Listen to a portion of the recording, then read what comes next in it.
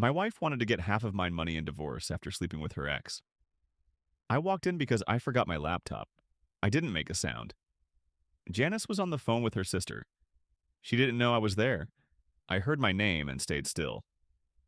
She was laughing, said she was sleeping with Brandon again, said she'd file for divorce soon, take half, and leave me confused and empty handed.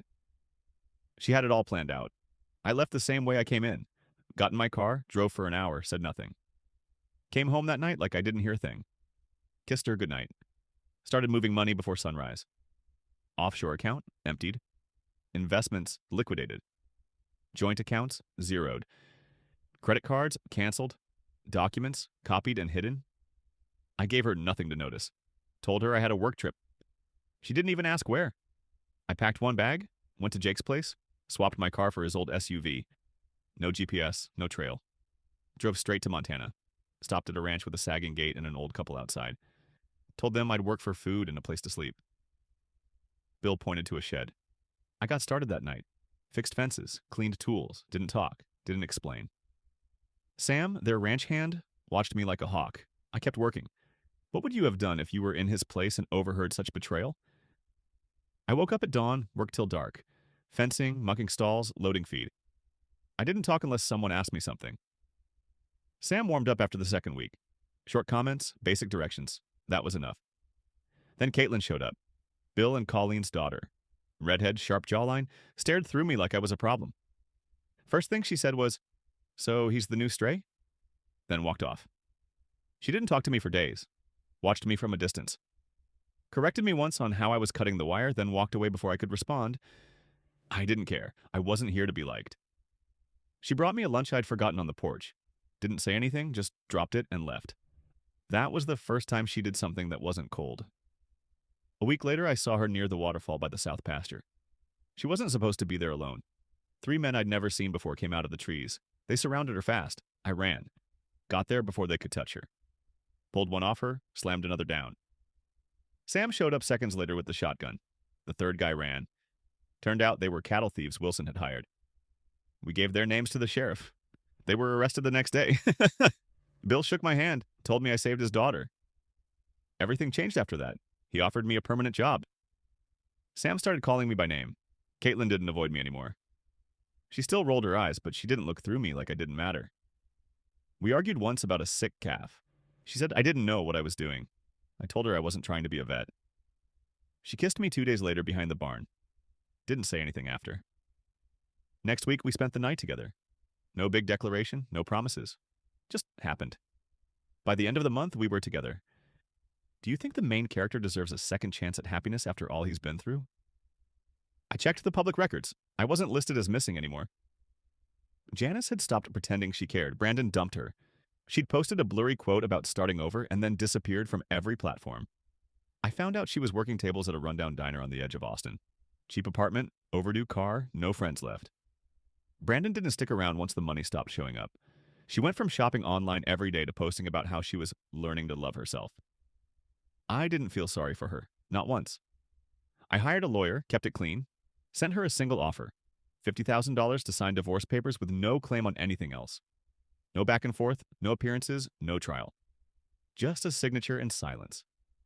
She agreed in 2 hours. I flew to Texas quietly, didn't tell anyone. Used a rental under a different name. Drove straight to the storage unit where I'd kept what mattered. Photo albums, my grandfather's tools, the gold watch my father gave me at graduation, my mom's wedding ring. Stuff Janice wouldn't even think about. Got in, loaded the truck, got out. I was in town for 4 hours. The lawyer handled the paperwork. Janice never asked where I went, never asked if I was okay, just signed and took the money. Last I heard, she bought a new phone and moved in with some friend from work. She didn't message. She didn't even try to guilt me. Maybe she finally realized she lost. Back in Montana, everything felt the same. Bill handed me a thermos before sunrise. Colleen asked me if I wanted mashed potatoes or not. Sam asked if the northern fence had held. Caitlin didn't ask where I'd gone. Just kissed me, made coffee, and sat next to me like she'd been waiting. I'd been gone 3 days. That same week, Wilson's ranch went up for sale. He was still in jail, and his lawyer was trying to sell fast to cover fines and debt. I didn't hesitate. Used a shell company. Bought the whole thing outright. Land, buildings, water rights, everything. Nobody knew, not even Bill. I told no one. I didn't want congratulations. I wasn't doing this for attention. I was building the next phase. The house was a mess, the roof half gone, plumbing shot, but the land was solid, the barns were sound, and it was mine. I spent the next few weekends hauling lumber, sleeping on a cot, fixing things by hand. I didn't tell Caitlin where I was going. Said I was helping a friend with some repairs. She didn't ask questions. Just kissed me before I left and had dinner ready when I came back. She trusted me, and I was getting ready to give her something real. Do you think Janice deserved that $50,000, or was that too generous? The roof was done. The plumbing was working. I'd patched the walls, replaced the windows, sanded and sealed every floorboard myself. The old ranch house didn't look like a dump anymore. It looked like a home. I told Caitlin we were going for a drive. She didn't ask why, just grabbed her jacket and followed me out to the truck. We drove across the ridge and onto the property. She didn't recognize it at first. I parked right in front of the house. Told her to get out. She looked around, confused. Said something about trespassing. I handed her the keys. It's yours too, I said. I bought it. She stared at me like I was joking. I walked her into the living room, opened a small box, and proposed. No speech? No build-up? Just the question. She said yes. We sat on the floor in the half-furnished living room, and I told her everything. About Wilson. About how I bought it while he was locked up. About how I fixed it in secret. She didn't say much, just nodded. She wasn't mad. She was just surprised. We named it Double C Ranch. Carson and Caitlin. It was cheesy, but it stuck. I told Bill the next morning. He didn't take it well at first. He thought I was going to steal his daughter and pull her away. But once I explained that we were merging, not splitting, he calmed down.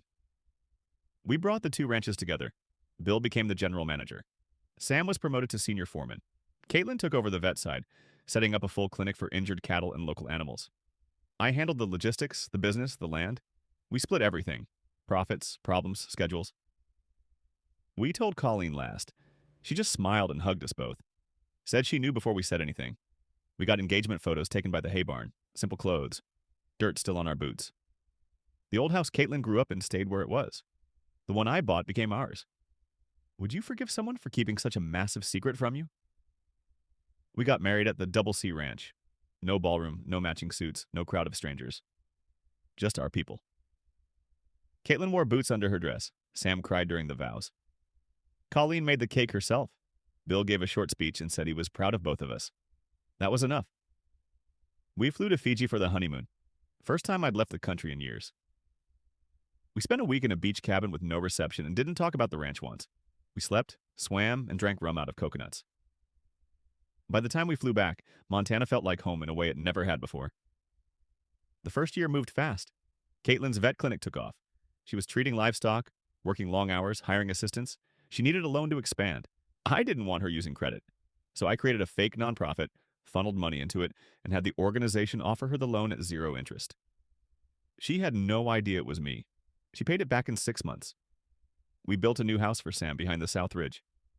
He didn't want it, said his trailer was fine, but we built it anyway. I told him if he didn't move in, I'd find someone else who would. He gave in. We divided the land across both ranches.